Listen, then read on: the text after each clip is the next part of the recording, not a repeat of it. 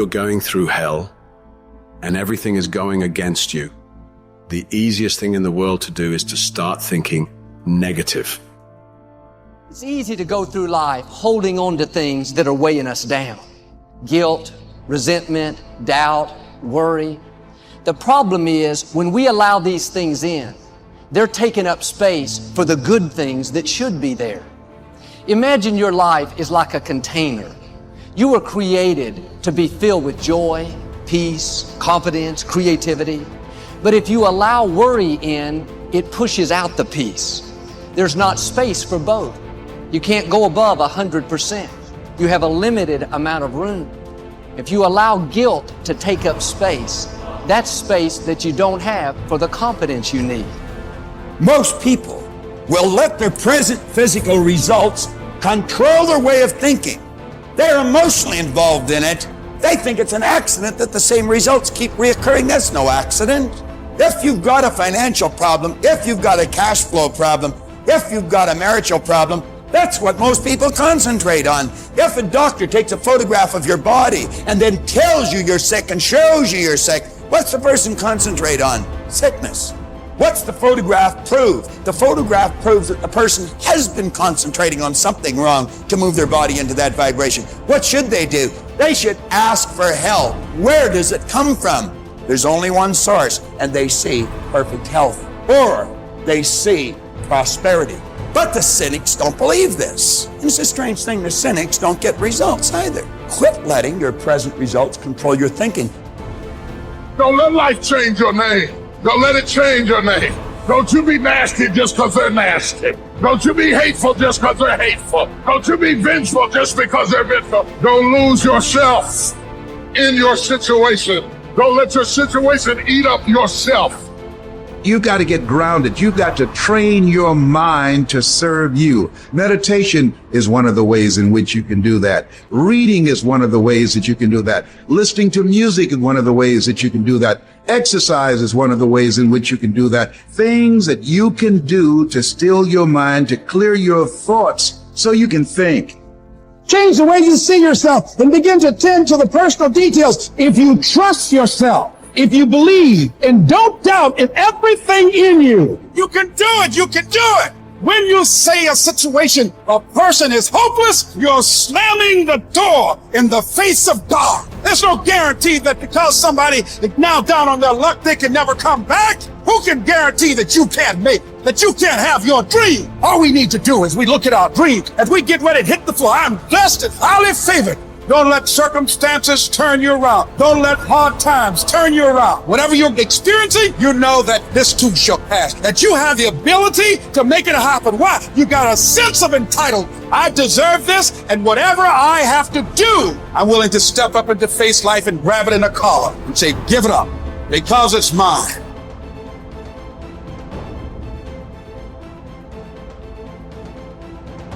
People think there is something called as negative thought and positive thought. They want to remove the negative thoughts and have only positive thoughts. For such people, I would ask them to just experiment for 10, 15 seconds. Let them forcefully remove one thought from their mind. For example, next 10 seconds, just don't think of a monkey. Try not to think of a monkey. For next 10 seconds, you will see you will be full of monkeys. So what I am saying is, this is the nature of your mind, because in this mind, all the three pedals are throttle. There is no brake, there is no clutch. Whatever you touch, it will only go faster. In this kind of mind, people have been taught from moral teachers and religious teachers, do not think about bad things. Well, since then, it's been a full-time job. So there is no way you can handle the mind like this. This doesn't need any great enlightenment. If you spend 2 minutes with your eyes closed, you will realize you cannot do anything forcefully with this mind. So, I want to remove negative thoughts. Do not ever go in this direction, because what you want to remove will become your quality. Always you will be on it. So, what should I do? The thing is this: without understanding the fundamental mechanism of this mind, because our mind, human mind is the most sophisticated computer on the planet. Even all the supercomputers have come out of this. When this is the case, is it not important that we understand the mechanics of how it functions? One simplistic aspect of how it functions is there are no subtractions and divisions in our mind. There is only addition and multiplication. If you try to do something with it, it will say one more. If you try hard, it will multiply into many more. In this mind, you don't try to identify what is positive, what is negative, and try to remove it. First of all, one needs to understand this mind of yours. This body of yours is supposed to serve you. The life that you are is important. Body and mind are vehicles that must serve us. If you sit in a vehicle, it must go where you want to go. If it goes to its own destination, what is the point of such a vehicle? It's just a nuisance. Right now, most human beings are, unfortunately, experiencing this fantastic possibility of human mind as a nuisance, as a troublesome thing. Well, this is the most beautiful thing you have. There is something called as you which exists. This is not a composite of all your thoughts and emotions and physiological processes. Beyond that, there is you. If you close your eyes, even if you cannot see anything, you're still there. It is through the window of your eyes that you are looking out. But if you close your eyes, it doesn't mean that you don't exist. You still exist. So beyond your thought, you still exist. Beyond your emotion, you still exist. So that you, the life that you are, this has to come into your experience. Why is it that you're not allowing that to come into your experience, which is the most significant aspect of who you are? Who you are right now, the most significant aspect is you and me are alive right now. This is it. What I'm thinking, what you're thinking is not the important thing. We are alive right now. That is the important thing. So it is important that you focus on this fundamental sense of aliveness within you. And then you will see there is a natural distance between you and your thought process. Once there is a distance between your psychological process and your physiological process, this is the end of suffering. Because there are only two kinds of suffering that human beings go through: physical suffering and mental suffering. Once you create a little space between you and your mind, between you and your body, this is the end of suffering. This is something every human being has to experience and know, otherwise thinking, I will just remove negative thoughts and I will have positive thought. All the best, it's not going to work. 100% it's not going to work, because nobody can remove it. They can avoid it for some time. So when negative thoughts come, you say whatever you want, but this is just avoiding, it's not gone. The moment you stop that, it will pop back with great force. Otherwise, it will come back in your dreams. So it's very important. First of all, you need to understand your anger, your resentment, your fear, your anxieties, the negativity that you generate.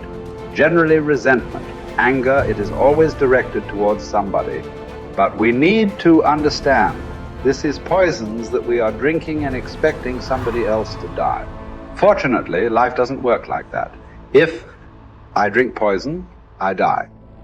If I drink poison, you don't die. So we need to understand this. When I say poison, today you can have yourself chemically analyzed right now. What is your blood work? What it says, 5 minutes of intense anger. Check your blood work and see. There will be lots of negative elements in it. Literally, you're poisoning yourself. So do you want to poison yourself? Definitely not. Now the very question is coming from certain helplessness. What shall I do? Don't do anything. Just sit back and just concern yourself with something which is the life process. Maybe your heartbeat, maybe your breath, maybe just the sensation of being alive. Depending upon how sensitive or how perceptive you are, accordingly, find something. It could be a sensation in the body, it could be breath, it could be heartbeat, it could be anything, something which indicates life to you. Just pay attention to that for some time. Slowly, you will see there is a distinction between what is you and what you have gathered, which includes both your physiological and psychological possibility or mess, whatever you've made out of it. You're not bright enough. You waited too late. You should have started younger. Those are the kind of voices that we all live with. For me, our ministry was growing. We lived in a nice house we'd ever had. Driving a nice car, living from paycheck to paycheck, making it. Every night, I lay down at night, I hear the voices. Those voices are the kind of voices that stop you from buying into your own life. Stop you from enjoying the good times and believing that they will last. The anxiety and the pressure and the strength that it took to get from where you were to where you are doesn't go away, so you don't really believe it's yours. You're driving it, but you don't really believe it's yours. And you're scared to relax and really rest in whatever it is or whoever it is. And the enemy always has some sort of tool or memory or situation that he uses to terrify you, even though the good times are here and the dream is there, and the blessing is there, and the goodness is there. But there's always this haunting, nagging defiance that says, don't you relax. You're not worth it. You don't deserve it. And it's not going to last. Resting in what God has done is often more difficult than receiving what God has done. To rest in it, to believe that it will last, to believe that you will last, that love will last, that life will last, that good times will come, that things will be better, is difficult because of the voices. And you are what you eat, and the voices are the food that feeds your faith or fear. You see those voices that say what you can't do, what you can't have, what you can't be, what's not gonna last, what's not gonna work, is how the enemy pulverizes the promises of God in your life. And it takes word to combat word. That's why when Jesus was in the wilderness and Satan was throwing word at him, he was throwing word back. And what we have to do is put word on word. I'm blessed. I'm blessed in the city. I'm blessed in the field. I'm blessed in my uprising. I'm blessed in my downsetting. I'll be blessed into my old age. I'll be blessed when I'm an old man. My grandchildren will be blessed. My body is blessed. My mind is blessed. My head is blessed. I got this. I can handle it. I can do it. Bring it on. Here it is.